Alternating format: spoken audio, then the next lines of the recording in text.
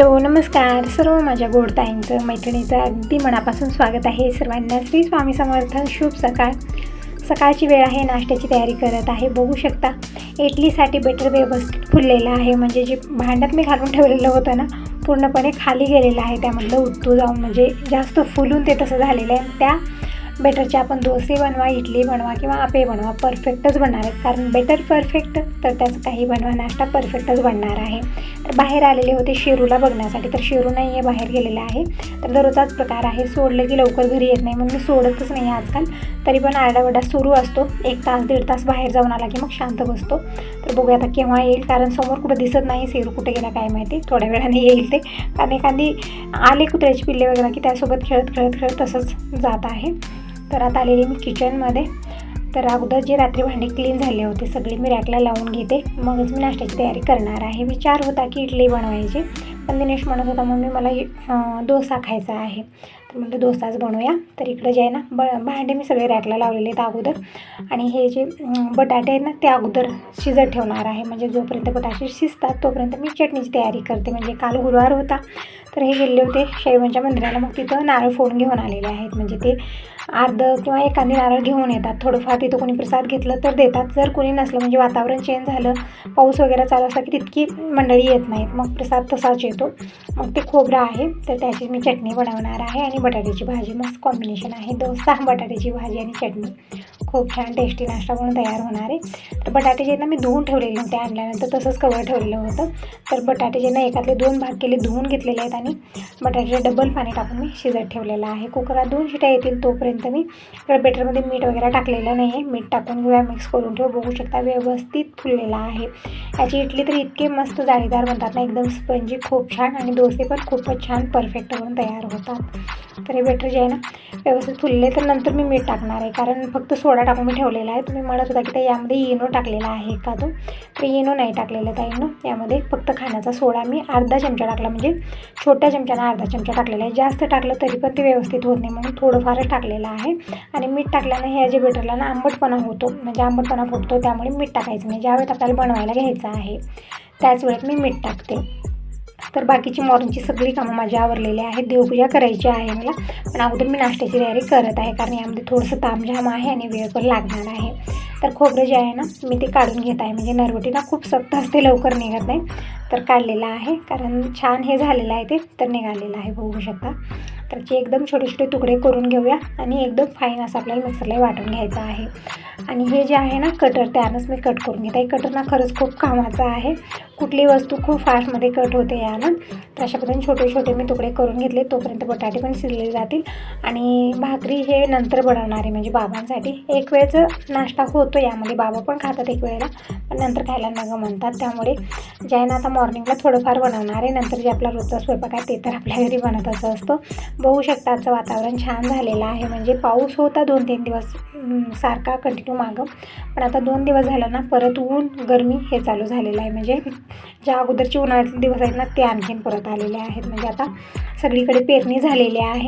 सगळेजण आता पावसाची वाट बघत आहेत, पण पाऊस असं धोका देतं दरवेळेतच, असंच होत असतं. जेव्हा पेरणी करून सगळे शेतकरी वाट बघत असतात ना की आता पाऊस पडेल, आता पाऊस पडेल, पण त्यावेळी पाऊस धोका देतो, पडत नाही. आणि तसंच झालेलं आहे. कालही पाऊस आला नाही, आज पण वातावरण पावसाचं अजिबात नाही आहे, एकदम कडक असं ऊन आहे. तर असं इकडे शेंगदाणे मी भाजून घेतलेले आहेत, खोबऱ्याचे तुकडे करून घेतले. आणि हिरव्या मिरच्या आहेत, तर 3-4 हिरव्या मिरच्या छोटे छोटे तुकडे करून मी भाजून घेत आहे. सगळं आपल्याला चटणीची तयारी करायची आहे. आणि इकडं कुकरला 2 शिट्या झालेल्या आहेत, तर मी टोपण उघडून ठेवलेलं आहे. म्हणजे बटाटे एका ताटात काढून घ्या, गार होतील, मग साल काढून मी भाजी बनवणार आहे. आणखीन पूजा वगैरे करायला मला वेळच आहे, कारण हे जे नाश्ता आहे ना ते बनवण्यामध्ये थोडंसं म्हणजे तयारी खूप असते याची. बटाटे उकडून घेणं, साल काढणं, भाजीची तयारी करणं, परत इकडे चटणीची तयारी करायची, थोडंसं आहे वेळ खाऊ का. असो बटाटे जे आहेत ना मी अगोदर ताटात काढून ठेवते, म्हणजे गार होत राहतील. आणि दिनेशलाही बोललेले हेल्प करण्यासाठी, म्हणजे दिनेशला गॅरेजला जायचं आहे. तर म्हटलं बटाटे वगैरे मला साल काढून दे, थोडंसं फास्टमध्ये मी करेन, तू नाश्ता करून जा, मग पप्पाला पण पाठवून दे. ते आल्यानंतर मग त्यांचं सांगूच नका, इतकी घाई गडबड करतात घरी आल्यानंतर की अगोदर ताट रेडी लागते ती काही बनवा, किंवा रात्रीचं असलं तर दे पण मला थांबू नका असं त्यांचं म्हणणं असतं, कारण त्यांना जायची काही गडबड असते. तर असो, इकडे मी अगोदर भाजीची तयारी करून घेत आहे. म्हणजे बटाटे काढलेले आहे, दिनेश इकडे साल काढून देत आहे बटाट्याची. तोपर्यंत मी इकडं कांदा, हिरवी मिरची सगळं बारीक कट करून घेतलेले आहे, कोथिंबीर घेतलेली आहे आणि एक आल्याचा तुकडा घेतलेला आहे साल काढून. आलं जे आहे ना तुकडे करून टाकायचं आपल्याला, भाजीमध्ये खूप छान बनते. आपण वाटण केलं तरी पण चालतं, पण अशा पद्धतीने छोटे छोटे तुकडे करून टाकले ना भाजी टेस्ट खूप छान येते. तर अशा प्रकारे छोटे छोटे तुकडे मी करून घेत आहे. तर या वेळेतले टायमिंग सांगेन तर तुम्हाला सकाळचे 7 वाजलेले आहेत. आज थोडंसं लवकरच मी कामात लागलेले आहे, कारण मॉर्निंगची कामं तर आपली होतीच होती, त्यामध्ये असा नाश्ता म्हणल्यानं थोडंसं मला लेट होणार होतं आणि वेगळा स्वयंपाक पण मला करायचा होता. सकाळी ना थोडीशी धावपळ आपली जास्त होती, त्यामुळे थोडंसं लवकरच मी आज लागलेले आहे. तर इकडे भाजीची पूर्ण तयारी केली, तोपर्यंत दूध पण आलेलं आहे. तर आता दूधही गरम करायला ठेवू. अगोदर इकडे चटणीची तयारी करून घेतलेली आहे, कारण लाईट एक वेळा गेली की मग हे काम राहून जातं. तर इकडे छोटं मिक्सरचं भांडं घेतलेलं आहे, त्यामध्ये भाजलेल्या मिरच्या 5-6 टाकलेल्या आहेत, मुठभर शेंगदाणे भाजून टाकलेले आहेत, डाळ मुठभर टाकलेला आहे आणि खोबऱ्याचे तुकडे ते पण मुठभर टाकलेले आहेत. आता टाकूया चवीपुरतं मीठ आणि एक आल्याचा तुकडा, लसूण पण टाकू शकता, पण मी लसूण नाही टाकलेलं, फक्त अद्रकचा तुकडा टाकलेला आहे. कोथिंबीर टाकलेली आहे, थोडीशी साखर टाकलेली आहे आणि मिक्सरला एकदम बारीक हे वाटण करून घ्यायचं आहे, म्हणजे चटणी छान आळून येते. अगोदर मी तसंच वाटल्यानंतर थोडंसं पाणी टाकून मी छान पेस्ट बनवून घेतलेली आहे. तर इकडं दिनेशने बटाटे जे आहेत ना पूर्णपणे साल काढून दिलेली आहे. तोपर्यंत मी चटणी बनवून तयार करून घेतली. आता चटणीला देऊया तडका. तर तडका पॅनर मी मागवलेले, म्हणजे ऑनलाईन खरेदी केलेली आहे. इथं काही अशा वस्तू भेटत नाही आहेत, त्यामुळे मला ऑनलाईनच घ्यावं लागतं. काही एक कढई पण मी ऑर्डर केलेली आहे, ऑनलाईन आलेली पण आहे. तर लवकरच मी शेअर करेन, म्हणजे त्यामध्ये एक रेसिपी बनवून आणि शेअर करेन. तिकडे हे जे पॅनर आहे ना ते मी घेतलेला आहे, छान आहे, क्वालिटी पण खूप छान आहे याची. तर हे पॅन मी ठेवलेलं आहे, त्यामध्ये मी 1 चमचा तेल घेतला, अर्धा चमचा मोहरी टाकलेली आहे आणि अर्धा चमचा जिरं टाकलं, कढीपत्ता टाकलेला आहे, मस्त फ्लेवर येतो कढीपत्त्याचा. आणखीन हिंग पण टाकू शकता, पण आता डब्बी भेटत नव्हती मला आणि घाईगडबड खूप होती.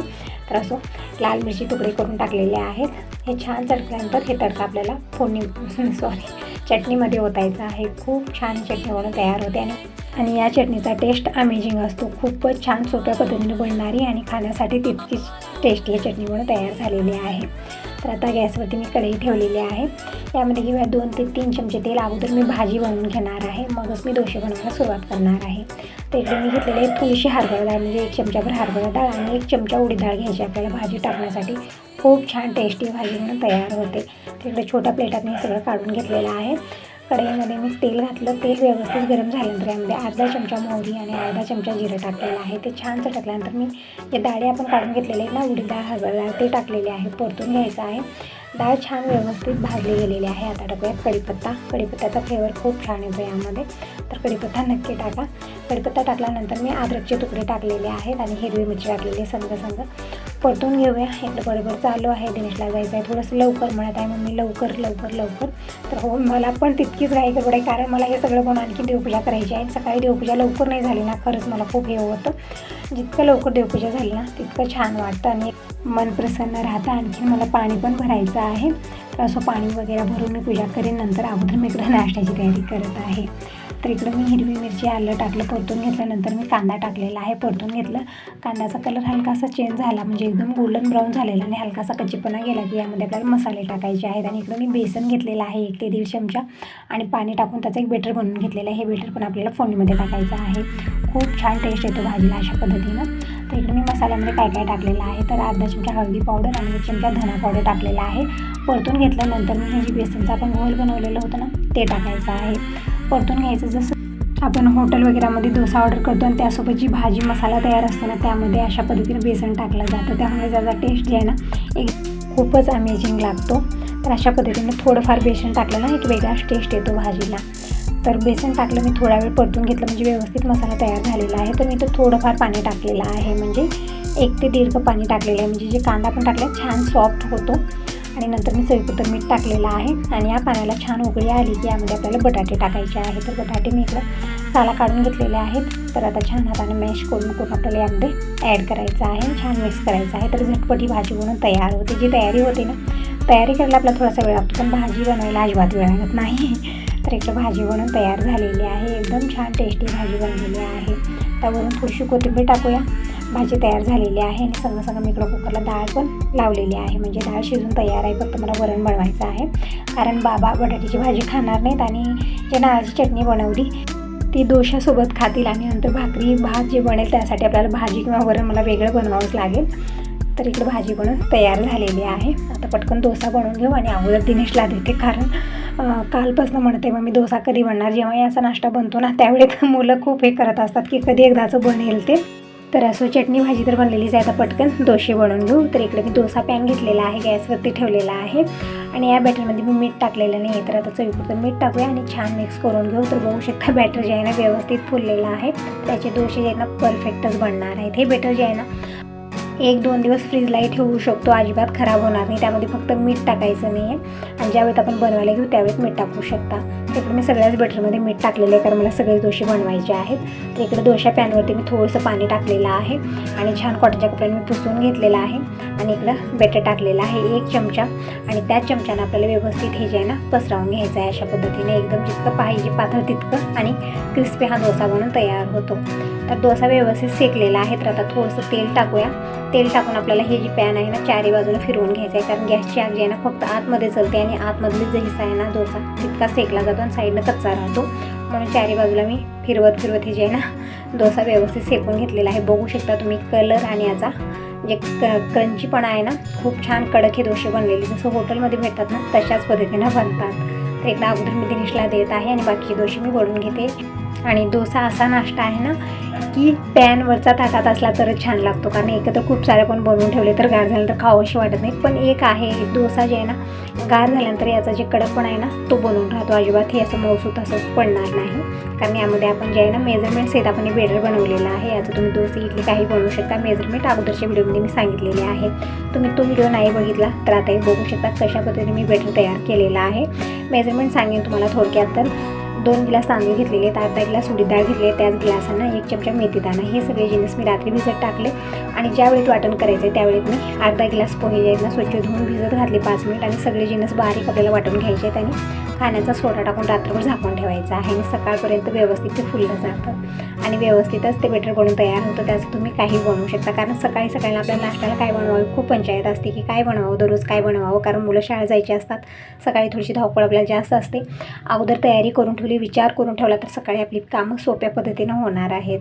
तर इकडे मी दूधही गरम करायला ठेवलं संग कारण यामध्येच खूप लेट होत होतं आम्हाला आणि दूध जे आहे ना गरमीमुळे खराब पण होतं. तर अगोदर गरम करायला ठेवलं आणि इकडे गरमागरम डोसे बनवत मी दिनेशला देत आहे.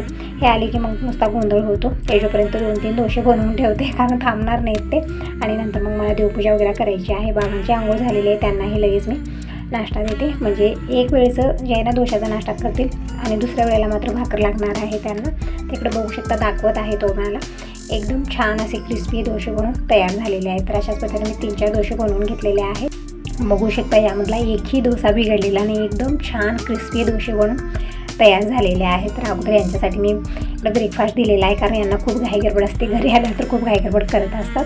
दिनेशचं झाले तो गॅरेजला गेलेला आहे, हे आलेले आहेत आणि बाबा पण बसलेले आहेत. तर दोघांना अगोदर देते आणि बाकीचे डोसे मी बनवून घेते आणि माझं जो ब्रेकफास्ट आहे ते नंतर होणार आहे, कारण आणखीन देवपूजा मला करायची आहे. खूप सारी कामं आपली होऊन जातात. लगेच झाला ब्रेकफास्ट की लगेच तयार झाल्यानंतर आपल्याला कुठं भेटतं.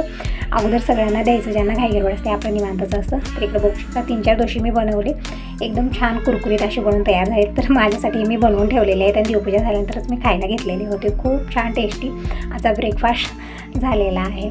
तर दिनेश इकडं सगळं जे आहे ना आपलं पोथीपुराण काढून बसलेलं आहे. म्हणजे आणखीन ॲडमिशन झालेलं नाही, तिथं काय डॉक्युमेंट्स लागणार तेच काढत होता. सगळं काढून कवरमध्ये घालून ठेवलं आहे. म्हणजे 2-3 दिवस झालं दिनेशचे कामं पेंडिंग आहेत. जायचं आहे, उद्या जायचं आहे.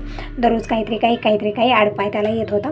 तर आता उद्या जायचं आहे, सगळंच काढून ठेवलेलं आहे. आता इव्हनिंगची वेळ आहे, थोडा वेळ वरती आलो कारण खूप छान वातावरण झालेलं आहे आजचं. आणि आज दुपारी ना थोडंसं ऊन होतं, पण आता यावेळी थोडंसं ठीक वाटत आहे. थोडंसं गार झालेलं आहे वातावरण, कारण गरमी होत आहे ना त्यावेळेत असं वाटतं की कुठंतरी थंड सावलीला जाऊन बसावं. पण या वेळेमध्ये म्हणजे 5 वाजल्यानंतर वरी आलो ना खूप छान वाटतं. छान अशी गार हवा आणि एकदम छान फ्रेश वातावरण होतं. तर आलेली आहे, कारण आपण दिवसभर किचनमध्ये बोर पण होतं. थोडंसं आलो ना अजून भरून हे वाटतं, आपल्याला फ्रेशही वाटतं आणि परत त्याच काम करण्याची खूप एनर्जी येते. म्हणजे आपण तिथंच असलो ना थोडासा कंटाळा येतो. पण थोडीशी जागा बदलली, कुठेतरी आपण बाहेर फिरायला गेलो किंवा वरती आले, म्हणजे जास्त मी बाहेर जात नाही पण वरती वगैरे आले ना मला छान फ्रेश वाटतं. आणि शेरूला पण खूप छान वाटतं, कारण शेरूला इथंच बसून बसून कंटाळा येतो. थोड्या वेळ वरती गेलो ना खूप मस्ती चालत असते दिनेशचे न्यायचे, म्हणजे दोघंजण एकमेकांना त्याने शिवायला पडतात, जसं शिवणापाणी खेळत असतात. तर स्वतः दिनेश गेला आहे गॅरेजला, म्हणजे थोड्या वेळा मी वरती एन्जॉय घेतला. आता खाली आलेलो आहोत आणि दिनेशला जायचं होतं गॅरेजला. यांचा फोन आला होता, काहीतरी टूब वगैरे लागणार होतं त्यांना, घेऊन गेलेला आहे. आणि आता शेरूला करमत नाही, याचा आरडाओरडा केव्हापासून चालू आहे की मलाही जायचं आहे. तर असं तर मी तुम्हाला दाखवत आहे कुंड्यामध्ये जी फुलं उगवलेले आहेत ना ते खूप सुंदर, म्हणजे सकाळी ना कळ्या होत्या म्हणून मी तोडलेलं नव्हतं. आणि तसं तर कुंड्यातलं फुल तोडायचं अजिबात मन होत नाही, खूप सुंदर कुंडा दिसतो, पण फुल जास्त दिवस टिकत नाही त्यामुळे ते फुलं मी तोडली नव्हते. पण आता यावेळीमध्ये पूर्णपणे ते उगवलेले आहेत आणि गुलाबाच्या तर पाकळ्या कळायला लागलेल्या होत्या, पण खूप सुंदर दिसत होतं. तर सकाळच्या वेळेत मी घेणार आहे ती फुलं देवाला वाहण्यासाठी. आणि दिनेश घ्यायला जाऊन आलेला आहे आणि जी पोतं असतं ना कलदानी पोतं ते लागणार आहे, कारण तिथं पाणी वगैरे सांडतं गॅरेजमध्ये, ते तिथं टाकण्यासाठी लागणार आहे. तर तेच घेऊन जाते, जे अगोदर दिलं ते खराब झालेलं होतं, तर ते नेण्यासाठी आलेलं होतं. आणि शेरू इथं पडलेला आहे, खाली आरडाओरडा सुरू होता म्हणून इथं आणून मी बांधलेले आहे वरच्या साईडला, तर बसलेला आहे.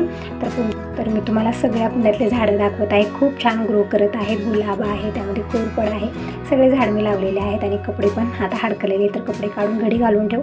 आणि आता टायमिंग सांगितलं तुम्हाला, इव्हनिंगचीच वेळ आहे, 5-5:30 वाजलेले आहेत. आणि आता मी कपडे का धुवत आहे, म्हणजे सकाळी कपडे धुवलेले होते मी, पण हे गॅरेजमध्ये 1-2-3 जोड ड्रेस ठेवलेले होते. कशासाठी, तर कधीतरी अचानक त्यांना कुठेतरी जायचं असलं तर तिकडल्या तिकडून जातात, कारण घरी येऊन कपडे चेंज करणं मग जाणं लेट होतो त्यांना, त्यामुळे तिथंच ठेवलेले आहेत. आणि ते कपडे ना तिथंच ठेवून तिथं किती दिवस झाले तिथंच राहिलेले आहेत. तर मला आज घेऊन ते धुवून टाकूया, कारण जे गॅरेजचे युनिफॉर्म आहेत त्यांचे ते असतात, पण कुठेतरी बाहेर जायचं असलं की हे कपडे घालत असतात वेगळे, मग ते पण खूप घाण झालेले होते. तर घेऊन यायला सांगितलं आणि आणून दिले दुपारच्या वेळेस. तर मी भिजत घातलेले होते तेव्हाच, कारण ग्रीस हे ते खूप सारं लागलेलं असतं, लवकर निघत नाही ते. तर कोमट पाण्यामध्ये मी 1 तासभर भिजू घातलेले होते. आणि मी आता इथंच धुवत आहे, म्हणजे कपडे मी बाहेर धुते, पण आता इव्हनिंगची वेळ झालेली आहे त्यामुळे म्हटलं आता इथंच धुवावं. आणि व्यवस्थित भिजलेले आहेत, म्हणजे 1 तासभर कोमट पाण्यात भिजलेले आहेत, त्यामुळे जास्त मला वेळ लागणार नाही, जास्त मेहनत पण लागणार नाही. म्हणजे ज्या ताईंकडे वॉशिंग मशीन आहे त्यांचं ठीक आहे, पण आपल्यासारख्या ताई खूप सारे आहेत की ज्यांच्याकडे वॉशिंग मशीन नाही आहे. तर त्या ताईसाठी सांगत आहे, कपडे कितीही घाण असो थोडंसं कोमट पाण्यामध्ये 1 तासभर भिजत घालायचं आणि मग धुवायला घ्या. कमी मेहनतीमध्ये एकदम स्वच्छ कपडे निघतात. तर जिथं घाण झाले होते ते पार्ट मी ब्रशनं घासलेला आहे, कारण जिथं आपण कपडे म्हणजे बाथरूममध्ये वगैरे कपडे धुतो ना त्या टाईल्सवरती कपडे व्यवस्थित निघत नाहीत घाण असलेले, कारण ते टाईल्स साफ असतात एकदम. पण जिथं मी बाहेर दगड घातलेले ना तिथं मात्र मी बोडून कपडे धुते, त्यामुळे व्यवस्थित ते क्लीन होतात, स्वच्छ निघतात. पण आता इव्हनिंगची वेळ झालेली आहे म्हणून मी इथंच धुलेले आहेत सगळेचे कपडे. तर हे सगळे कपडे धुवून झालेले आहेत. आता पिळून घेऊया आणि हडकत टाकणारे. वातावरण ठीक आहे, पाऊस वगैरे नाही आहे, म्हणजे मी जसं म्हणलं तुम्हाला 2 दिवस झाले इकडे ऊनच आहे भयानक, अजिबात पाऊस वगैरे पडत नाही आहे. आता सगळेजण पेरणी करून बसलेले आहेत कुणबी, सगळ्यांचे डोळे भरते आहेत कधी एकदाचा पाऊस पडेल, कारण वर्षाला असंच प्रकार आहे. पेरणी होण्याच्या अगोदर खूप भयानक पाऊस असतो आणि जेव्हा पेरणी होते आणि मोडं छोटे छोटे असतात त्यावेळी मात्र पाऊस येणं धोका देतो. तसं झालेलं आहे इकडे, एकदम असं ऊन आहे कडक. तर कपडे तर व्यवस्थित हडकले जातील याला. तर सगळे उलटे करून मी पिळत आहे, कारण जीन्स वगैरे असतात ना उलटे करूनच आपल्याला बनायला टाकायचं आहे, कारण कलर चेंज होऊ नये त्याचा, त्यामुळे सगळे कपडे मी उलटे केलेले आहेत. तर व्हिडिओला तर सुरुवात झालेलीच आहे. तर एकच म्हणेन, व्हिडिओ पूर्ण बघा, आवडला तर लाईक करा, पहिल्यांदा बघत असाल तर चॅनलला सबस्क्राईब करा, कमेंट करून नक्की सांगा की तुम्हाला माझे व्हिडिओ कसे वाटतात, आणखीन कसे बघायला आवडतील. तर बघू शकता 5 वाजताही किती भयानक ऊन आहे, वातावरण एकदमच असं झालेलं आहे आणि सुनं खूप वाटतं, कारण आता सगळीकडे हिरवळ झालेली आहे. तर असं ऊन भयानक आलं ना तर खरंच खूप हे वाटतं, कारण वरच्यावर दिवसात ना थोडंफार पाऊस पडलं ना छान वाटतं. तर असं पाऊस यायचा आपल्या हातात नाही आहे. तरी तर सगळेच कपडे मी हडकत घातलेले आहेत आणि एकेका कपड्याला 2-2 चिमटे लावले आहेत, कारण खूप भयानक हवा आहे यामध्ये. एकही कपडा यामधला उडून गेला की परत भेटणार नाही, कारण एरिया असा आहे ना एकदम जशी हवा येत गेल तसं ते कपडा उडून जाणार आहे. म्हणून मी 2-2, 3-3 चिमटे लावत असते, कारण एकीकडे खूप भयानक हवा असते. तर सगळ्या कपड्याला मी चिमटे लावलेले आहेत. आणि या वेळेमध्ये जसं दिवस मावळं जाईल तसं ऊन आतमध्ये येतं आणि पूर्ण सोफ्यावरती आणि इकडं सगळीकडे ऊनच, म्हणजे गरमी खूप होते, त्यामुळे मी गेट आणि पडदा लावलेला आहे. गेट बंद केलं, पडदा लावलेला आहे. आता थोडेफार इस्त्रीचे कपडे आहेत ते पण मला पिशवीत घालून ठेवायचे आहेत, म्हणजे उद्याच्याला मी हे कपडे इस्त्रीला देणार आहे. खूप दिवस झाले हे राहिलेलं आहे. काय होते ना, कपडे मोजून ठेवते आणि जसं दूर येईल ते परत टाकत असते त्यामध्ये, मग लक्षातच राहत नाही की किती कपडे झालेले आहेत आणि मोजून देणं गरजेचं आहे, कारण त्या भयाच्या लक्षात राहत नाही. ते एक असं म्हणून 1-2 जोड कपडे हरवलेले आहेत, म्हणून मी जेव्हाही कपडे इस्त्रीला देते मोजून देत असते. तर इकडे सगळे कपडे मी खाली टाकलेले आहेत काढून आणि एक एक मधून पिशवीत भरत आहे. आणि उद्याच्याला मी जाणार आहे, म्हणजे जवळच घर आहे त्या ताईंचं, तिथं नेऊन देणार आहे. कारण दिनेशलाही होत नाही, त्याची धावपळ वेगळीच आणि यांची तर सांगूच नका, खूप धावपळ असते, त्यांना जेवायलाही वेळ नसतो. त्यामुळे मी जाणार आहे उद्या आणि या निमित्तानं थोडंसं आपल्याला बाहेर फिरण्यात येईल. कारण आपण दिवसभर किचनमध्ये घरची कामं करत राहतो, दिवस यामध्ये जात आहे, कुठं जाणं नाही, कोणाला बोलणं नाही, असं झालेलं आहे. असं इकडे सगळे कपडे मी मोजून घातलेले आहेत. आणखीन परत मला रात्रीचा स्वयंपाक करायचा आहे. म्हणजे आज सकाळी डोसे बनले, दुपारच्या वेळेस स्वयंपाक बनलेला आहे, भाकर भाजी जी आपल्या साधा सिंपल. आता संध्याकाळच्या वेळेत खिचडी बनवायचा विचार आहे, बघूया आता काय.